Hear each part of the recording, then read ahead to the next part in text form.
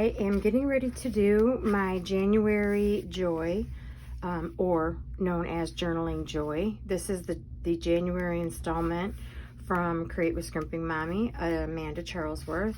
And I am getting ready to get it put together. I'm going to sew it as just a standalone signature.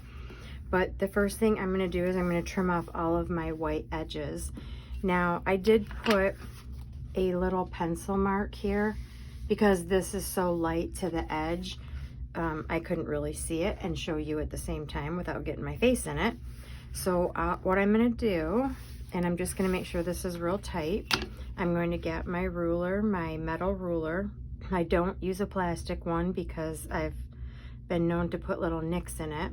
And then for me, the key is a blade, any type of utility finger blade, but it is a new blade or a very good blade. Don't use a dull one because then it just doesn't slide through very nicely.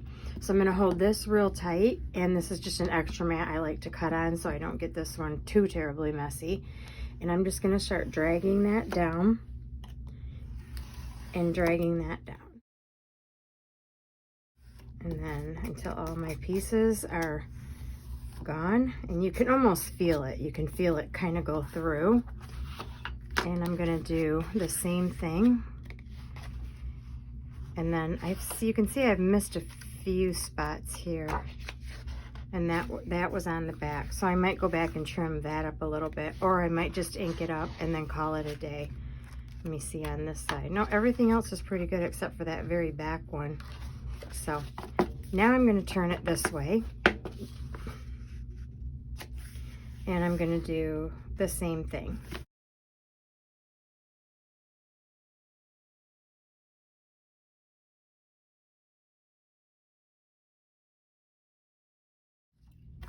And there we go. So I'm going to go ahead and go through and ink my edges, and then I'll come back. So I have the book put together. I've inked all my edges, kind of taken a look at it. Like I said, I'm going to keep it very, very simple like I did with my December, because I think eventually what I'll do is I will group them in threes and put them into another cover and make them like quarterly, like I'll have 4 quarters. That was kind of my idea because I wanted to keep them very, very simple. But I did go in and I printed more paper. So I printed this one, which was the front and the very back, as you can see. And I think what I want to do is I'm just going to make a pocket. So this is sort of how I would do it to make sure I'm not cutting off any part of him that I don't want to cut off of. So I kind of line it up on my scoreboard. And I have a couple of little dots here, marks, tick marks that are on the same line. So what I would do is I would line up my ruler just so I know I'm getting him or her into the tick mark, or into that line, so not the tick mark, the score line. And I think right about there is good. Yeah.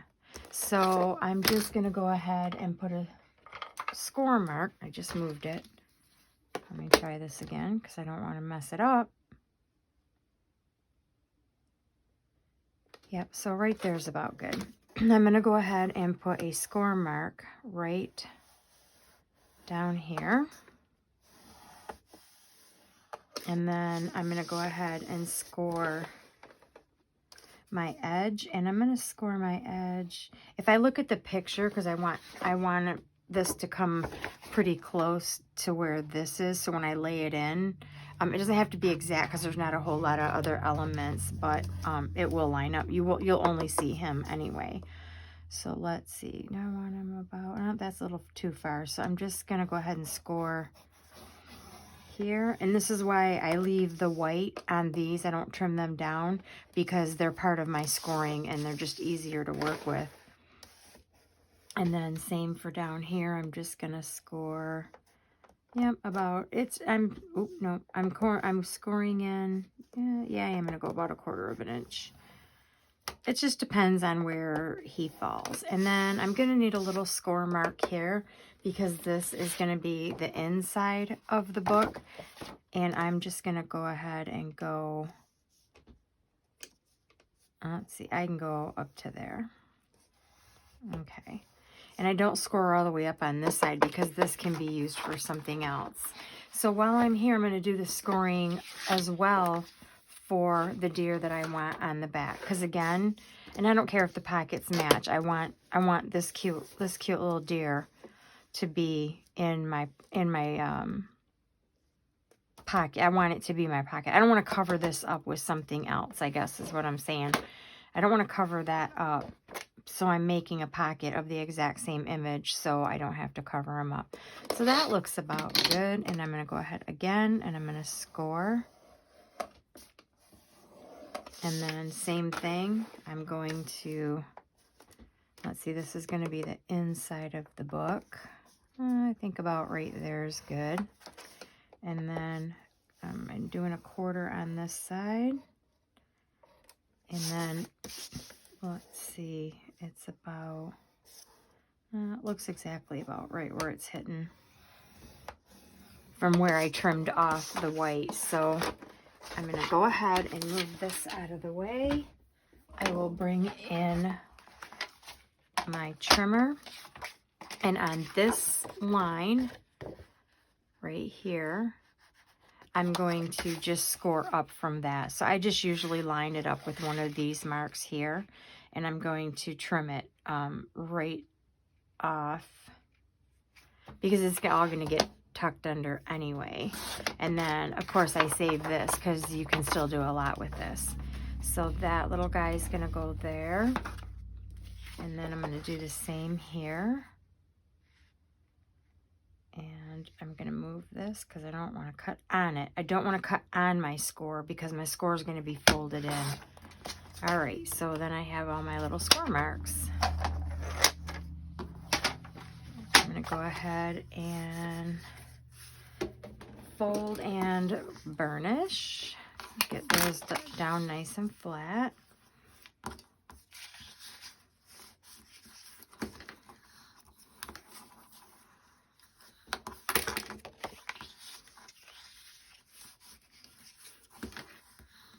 Okay, and then I'm going to have to cut off these little parts here to get this to all fold in nicely. So I'm just going to notch this out.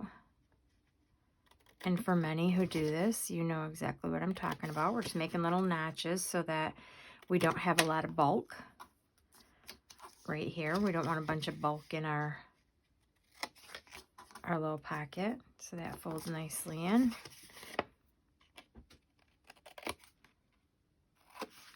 And I do the same with that one. Okay, and then I'm going to see kind of where they're hitting. I'm going to make that one a little bit deeper. I think I'll make this one a little bit deeper. Okay. That looks good. So, a true pocket, from what I understand, is you don't glue any of these edges down. A lot of times I do glue them down. I just think it makes it more sturdy. But for this one, what I'm going to do is I'm just going to glue this down. And then these I'm going to glue on this edge and put in there. So I'll just do that real quick.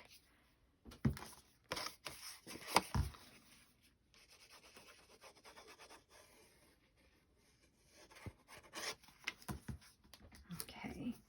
Now before I glue this in, I'm going to want to trim that edge off. Not trim. I'm going to want to get my big punch, my gator, my crocodile, and I want to round this as well. And this is why I need to get this done. because I rounded all of the edges. Oh, I forgot to say that in the beginning. I did go ahead and round all the edges before I inked them. And I used the big edge, so I'm going to just get that in there. Okay, and then I'm going to trim that off just a little bit too, because I don't want those little pokey ends sticking out in my project. All right, now I'm going to ink.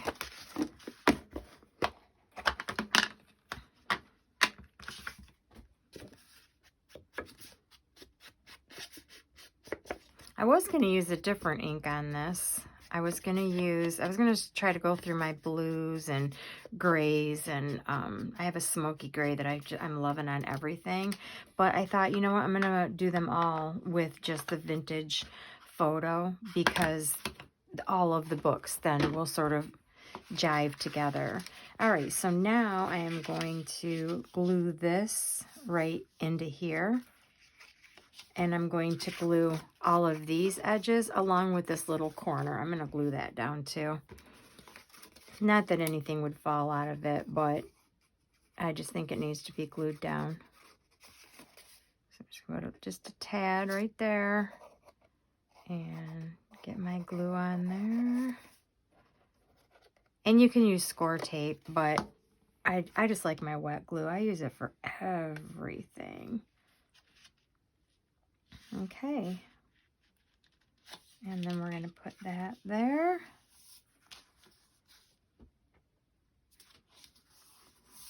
Okay, and we have our pocket. Now I'm going to go ahead and do that with the same on the back, and then I will come back and show you what else I got in store. And here is the final product. So I'm super happy with this one. And I wanted to just do a quick flip through here. I found some other little embellishments that I had. And I have some die cuts of these snowflakes. I had to have these, and I do use them. So I cut the snowflake out, and then I embossed it. So I wanted something to kind of pop off the page, but still leave it very simple. And then I've got the little journal down here. I think my last touch is I'm going to put some glossy accents on the roof. I'm not quite sure if I want to do that or I want to go back and do some white embossing. I might do that. I haven't decided yet, but I think that would be, either one would be pretty. So I have that, and let's get into this. I kept it very, very simple. And when I did the part where I glued this part in, and I didn't glue down my tabs, which is my norm. I glue my tabs before, I glue them all down before I set it. And I wished I would have done that, because I had to go back and kind of go in there and glue, because this was just too floppy for me. And I don't want to stuff this with a bunch of things. You know, as I put paper or something in there, I might do that. But I went back and glued from the inside to get those pockets to stay down a little bit more. Maybe I'll show that in my next video. Everybody does it a different way, but I like mine to be glued down. So anyway, I got that pocket on, and then I did some embellishing with the things that came from Amanda's kit. And then this little snowflake, again, came from here, and I used her little circle embellishments. Now this one I thought was pretty cool. I did use a die cut, and originally the whole thing was the die cut, but around the edges, I don't know, it didn't look right, and I was trying to line it up to blend in with the page. So I ended up cutting these off, and then I was happy with it. I'm like, I think it blends well enough that we're just going to leave it that way. And then I had this snowy owl little tag, so I threw that in there. I have January, and then in hindsight, I thought, oh man, I should have put that on the front. But that's okay. That's okay. And then a lot of them I just left blank for putting pictures, but this was kind of one thing I just came up with. I had some of these little circles left from the kit, and I thought, and this one I don't think came from the kit, but I thought, you know, I want to make some sort of a bookmarker. So this is kind of what I came up with. I just did it with magnets. So each time I want to move it, if I'm working on a particular page, I'm just going to put it over top of the page. My magnets are going to take hold, and then I've got a little, yeah, a little dangle, I guess, a little bookmark.